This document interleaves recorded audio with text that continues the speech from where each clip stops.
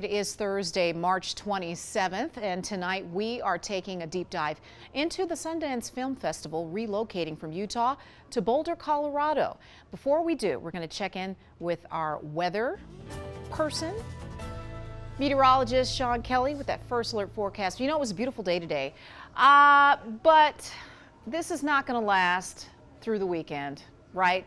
Yeah, we're going to see some changes. We're already starting to see some changes out ahead of our cold front here. You notice the winds. It's been gusty all day long. Winds out of the south-southwest, 30 to 40, even more than 45 miles per hour in the Milford area, blowing dust out there across the western part of the state, up and down the Wasatch Front. 30-mile-per-hour winds, and starting to see a few showers back out towards the northwestern corner of the state. Could see some rain in the Logan area. Look at actually some of that dust out there right now. We've got cloudy skies. The clouds have rolled in. We're at 73 with those temperatures still, at least through the overnight, pretty comfortable down into the 50s. But yes, we've got a big drop heading our way from 78 today down to 60 tomorrow. We'll talk about how long this cool weather will last and the storm that we'll see as well for the weekend that's coming up. All right, Sean, thank you. After nearly 50 years, the Sundance Film Festival is uprooting itself from Utah. Earlier today, leaders from the Institute shared that the Independent Film Festival is moving to Boulder, Colorado. 2026 will be the last festival held in Park City. The festival will move to Boulder in 2027. Sundance leaders say that they need more venues to support the program's needs. Robert Redford, the founder of Sundance, calls the move necessary in order to grow. And Park City usually sees a big uptick in business when the Sundance Film Festival is here in January. Our Kristen McPeak spoke to some of those businesses to see what they think of the move. It's sad. I wish it was staying. Max Bell is the general manager of Squatters Brewing. And with locations in downtown Salt Lake and Park City, Sundance Film Festival was always an exciting time. Uptick in business. Usually all the hotels are full. A lot of people are looking for places to eat, and we're one of them. It's been a core memory for Bell and his team. It was a lot of fun. You know, there was a different energy in the air. It just made it really fun being down here. Over at the City and County building, they know the festival means a lot to Utahns. Almost everyone in Utah hearing this news today is going to reflect on their story with the festival. A lot of work went into convincing the festival to stay here. We have put together one heck of a bid. We have a package that we're really, really proud of. The work that we did, we're incredibly proud of. But optimism remains, as Utah will welcome the world for the Olympics in years to come. When one door closes, another always opens. Well, Sundance's final credits in Utah are now playing. But is the decision to leave about money, politics, growth, or all of the above? Brian Malahy has more from the Capitol. Here's the Utah script generally for the made-for-real-life Sundance plot. We tried, we wanted Sundance to stay, we wish it well, and we'll be okay. I will just tell you right now that if Sundance leaves, when it was lights, camera, action for the governor, it will be a mistake, and that they will eventually wish that they had not left. Sundance's curtain came with a silver lining. But we'll be fine. The legislature's two leading cast members, Senate President Stuart Adams and Speaker Mike Schultz, today said, "Our state isn't defined by one festival or organization. We firmly believe that as one door closes, another one opens." People in Park City are going to feel the sting. We're going to all feel the sting. Senator John Johnson's role is representing Park City, and he suspects Colorado's money reeled in Sundance. I think they chose the bigger wallet in a different venue. But Johnson acknowledges the Utah push to ban pride flags from schools and public buildings, a ban he supports, may have been a backdrop in the Sundance exit shot. If Utah were a box office and Sundance a movie, the yearly haul was reportedly more than $130 million. At the Capitol, Brian Malahy, KUTV 2 News. Governor Cox shared his opinion on social media, saying in part, quote, "Ultimately, this decision is theirs to make, but I believe that it's a mistake and that one day they'll realize they left behind not just a place, but their heritage." For many Utahns, the festival and Park City have been synonymous to each other, and people are so sad to see it go. Leslie Duarte was asked actually asked the mayor what the city will look like without the festival. You know, I'm sad to see it go. For the state, for the town. It's official, the Sundance Film Festival is leaving Utah. We have been the heartbeat of the festival for over 40 years and have had a wonderful partnership with the Institute. So we're going to miss them. The festival is moving to Boulder, Colorado, and 2026 will be the festival's last year in Park City. We were surprised to lose. I feel like we had a lot to offer. What did they tell you? Why did they leave? We believe that, from the beginning, they were concerned about cost. And they were concerned about that accessibility. Chamber of Commerce president says they believe the high winter room rates impacted the festival's decision to leave. We felt that by partnering with Salt Lake City with potentially lower room rates during that time, that we could meet those needs and still have the small town charm. This iconic Sundance Film Festival has been here for 40 years. How will the city move forward? We will recover. We're resilient. Our community is resilient. Our economy is resilient. And we have two of North America's best ski winter resorts right here in our backyard. And we have so much to offer. Sundance leaders say their new home of Boulder, Colorado offers small town charm with an engaged community, making it an ideal place to foster growth. Colorado's governors believe that the next generation of filmmakers will make history. Film, movies inspire us, inform who we are, who we aspire to be. The most compelling and powerful art form of the 20th and 21st centuries. There's been some changes over the years, from silent to talkies, from black and white to color, from CGI to AI, and there's going to be more. And Boulder, Colorado will write that history of the future of film, working with Sundance Film Festival. Again, the festival will move to Boulder in 2027. Sundance leaders say the move is permanent. Many have shared their disappointment about Sundance leaving Utah. Ryan Smith of Smith Entertainment Group sees opportunity, saying on X, building the next generation film festival in Utah sounds like a blast. The outpouring of people wanting to help support a fresh new experience starting from scratch is remarkable. SEG is 100% committed to joining Governor Cox, the state and local leaders to make this happen. Smith Entertainment Group is 100% committed to joining, once again, what you see there, making everything happen. Sundance Film Festival started in 1961 when American actor and filmmaker Robert Redford stumbled upon the beauty of Summit County. A few years later, in 1969, Redford bought 5,000 acres of land and then opened the Sundance Mountain Resort as a wilderness preserve. Then in 1980, Redford and his colleagues created the Sundance Institute with the hope of teaching young filmmakers the importance of movie making, the craft of it. And then 5 years later, the Institute hosted its first independent film festival. And it wasn't until the early 90s that Hollywood took note of Sundance, most notably all-star filmmaker Quentin Tarantino, debuting his first film, Reservoir Dogs, at the 1992 festival. Sundance grew exponentially in the following years, becoming the world-known festival it is today. Coming up on ARC Salt Lake, 2 teens named as persons of interest in a deadly stabbing have been found. What's next for the investigation?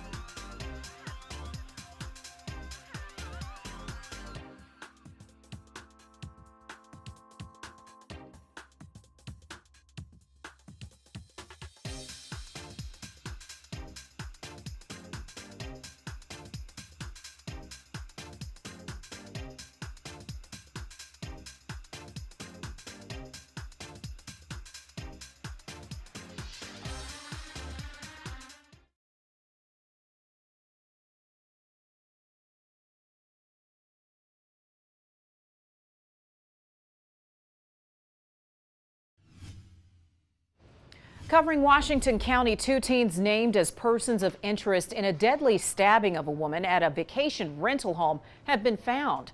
2 17-year-olds, Michaela Sorescu and Abigail Flanagan, were found last night in Los Angeles County, California. According to Washington City Police, both were in good health and physically unharmed. Washington City Police are working with LA County to continue the investigation. Police made an arrest in connection with what authorities describe as a targeted attack at a Tesla facility in Las Vegas. Police say 36-year-old Paul Kim used Molotov cocktails to set fire to several Tesla cars last week. He also allegedly shot at the vehicles, spray painted the word resist on the front doors of the service center. Kim was taken into custody last night on multiple charges, including arson. Sheriff Kevin McCamill says investigators had very little to go on.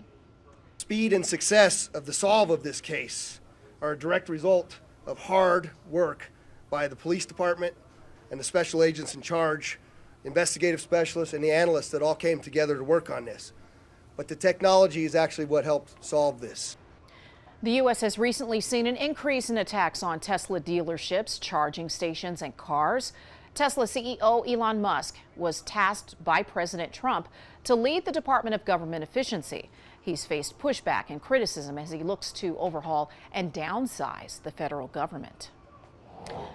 BYU is struggling right now to stay in March Madness. Well, there's a lot of fan support, though. Kristen Kinney went to the watch party to talk with fans before the game started and talked about their hopes for the team. This is what the biggest watch party looks like for BYU Alabama Sweet 16 tip-off right around the corner here. So this is the calm before the storm, before the action happens. And right now I caught up with 2 BYU fans. First of all, guys, what's with the hard hats? Yeah, we just got them from an Army surplus store. We figured that every time BYU plays basketball that we're going to war.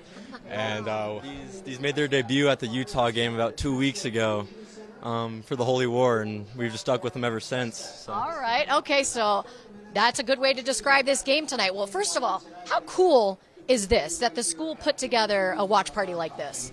It's really cool. It's better to watch it all together here with kind of the atmosphere of the basketball game than just watching it with a couple friends in a dorm.